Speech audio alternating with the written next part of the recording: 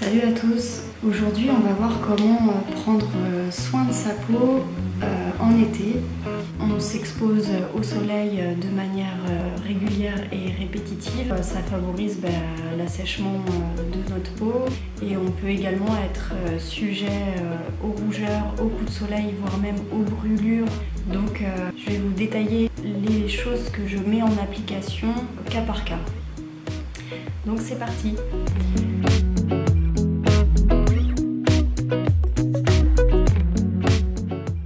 Donc après une exposition normale où on n'a pas de rougeur ou de coups de soleil, il est bon quand même d'hydrater et de nourrir sa peau pour éviter qu'on ait la peau sèche, qu'on ait la peau qui tiraille ou qui pèle. Alors en premier lieu, pour hydrater, on va utiliser du gel d'aloe vera.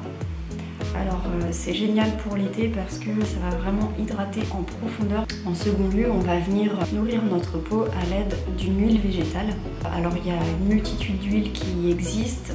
Voilà, vous pouvez bien sûr utiliser ce que vous avez à la maison.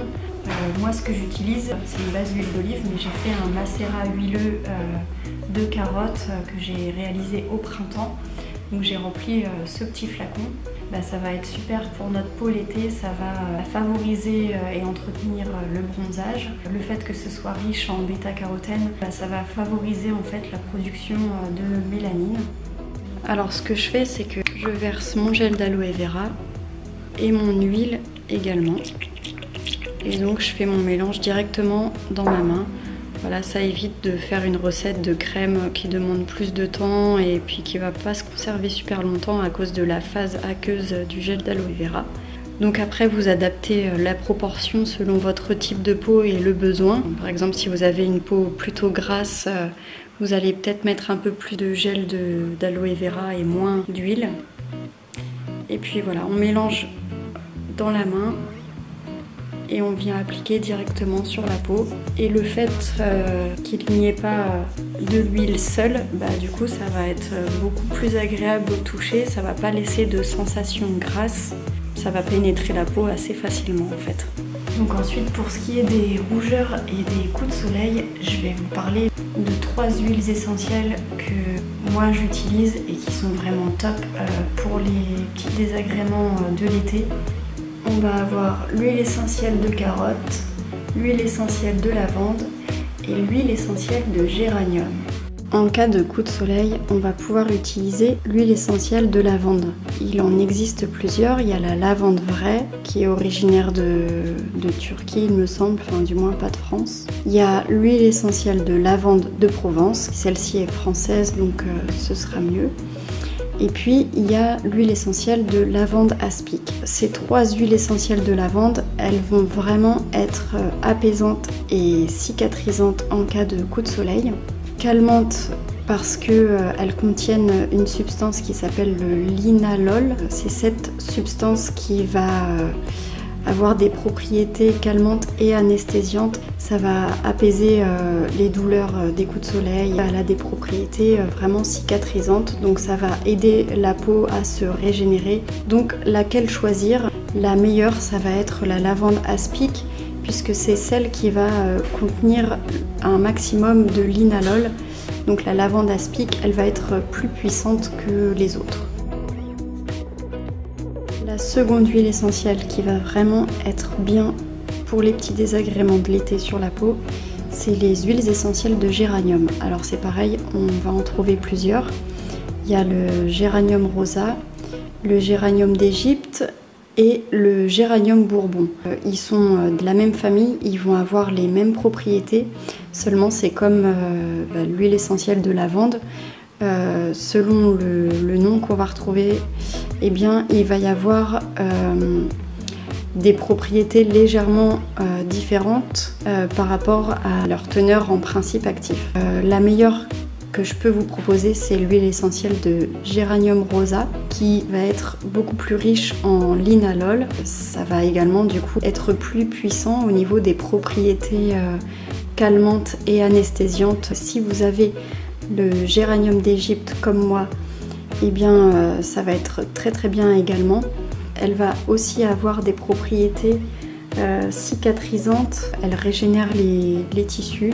En cas de coup de soleil, voilà, elle est vraiment efficace aussi. Alors moi en fait, je vais directement faire mon mélange d'huile végétale et d'huile essentielle dans ma main.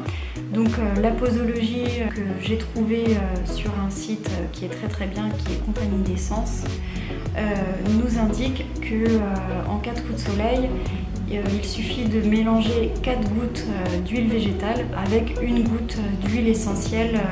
Évidemment, si on a des coups de soleil sur le visage, on va éviter le contour des yeux puisque nos yeux ils sont très sensibles et les huiles essentielles c'est vraiment puissant.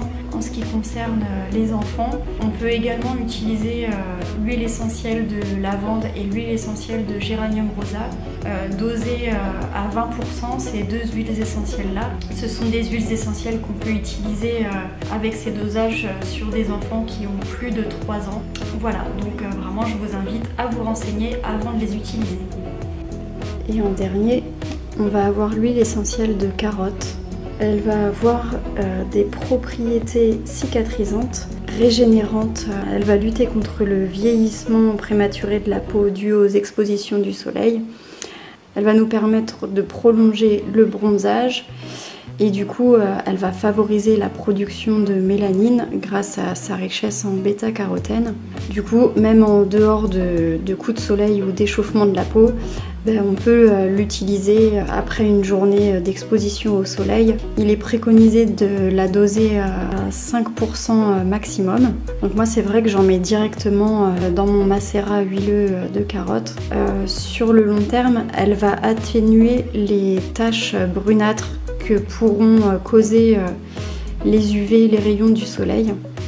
Donc ce ne sera pas miraculeux, mais voilà, ça atténue les taches. Donc c'est vraiment pas mal pour ça aussi.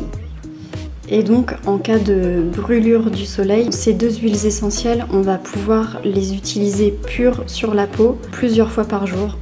Donc à raison de quelques gouttes appliquées directement sur les zones abîmées. Et vraiment ça va apaiser grandement la douleur. Et puis cicatriser d'autant plus vite et participer à la régénération des tissus.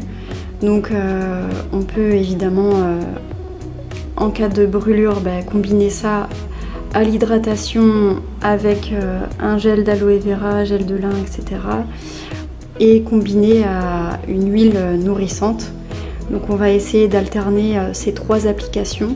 Quand les symptômes diminueront, on pourra le diluer directement dans l'huile végétale et continuer de l'appliquer en moindre dose sur la peau. Encore une fois, je ne suis pas professionnelle, je vous partage mon expérience, mais je vous invite à aller vous renseigner par vous-même. Je vous mettrai le lien des sites internet que j'utilise pour m'aider dans les dosages et dans les modes d'application des huiles essentielles.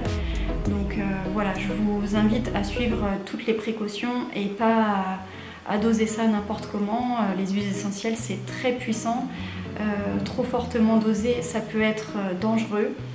Donc vraiment c'est à utiliser avec beaucoup de précautions. Donc voilà pour aujourd'hui, j'espère que cette vidéo vous aura plu et qu'elle vous aura été utile, que vous aurez appris des choses. N'hésitez pas à me poser vos questions en commentaire si vous en avez. Si mon contenu vous intéresse, je vous invite à vous abonner à ma chaîne. Et puis en attendant, je vous dis à très bientôt. Ciao!